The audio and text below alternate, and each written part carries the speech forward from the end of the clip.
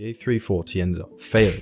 Despite its downfall, it was destined to succeed as a replacement for older generation Boeing 747s. It ultimately failed, but through no fault of Airbus, and this may surprise you. Sure, the A340 was designed and built by Airbus, but its lack of commercial success was caused mainly by other factors. Let me explain. To fully understand what went wrong with the A340, we must first take a look at the different variants and a little backstory. If you know variants of the A340, the Dash 200 and 300, which both entered service in 1993, and the Dash 500 and the largest, the 600, both entering service in 1997. Proposals were made in the mid-70s, with the first order being taken in 1987. The A340 was built in tandem with the A330, and if you look closely, they look very similar, with the only obvious differences being the A340's extra landing gear, and of course its two extra engines.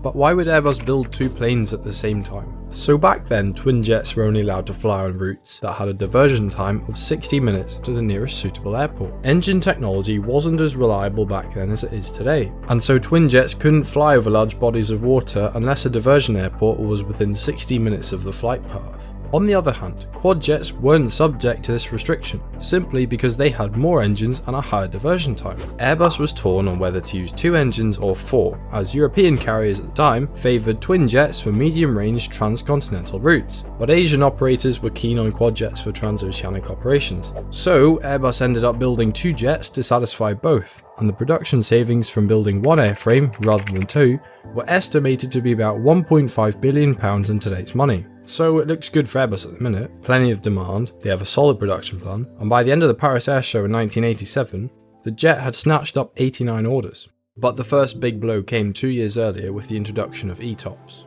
which stands for Extended Range Twin Engine Operations Performance Standards, and this basically meant that the 60-minute rule had increased to 120 minutes, and while that might not seem like a big deal, it permitted twin jets to cross the Atlantic. And remember, the A340's purpose was to be used for routes that twin jets weren't allowed to fly. At first, Airbus didn't see this as a big issue, as they were sure that diversion time restrictions wouldn't relax that much further, because when Boeing, along with multiple major airlines, tried to persuade the FAA to increase ETOPS allowance in the past, the answer was, it'll be a cold day in hell before I let twins fly long-haul overwater routes. The requirement for 3 or 4 engine aircraft for oceanic flight will continue for quite some time, and I don't mean only a year or 2. But this was not the case, and nobody saw it coming. As ETOPS restrictions were relaxed sooner than anyone anticipated, twin jets became increasingly favourable for long-haul over their 4-engine counterparts. But it doesn't just end there. Fuel efficiency was a big factor as well. When Airbus first designed the A340, they were hoping to make it the most efficient wide-body ever by using a high-tech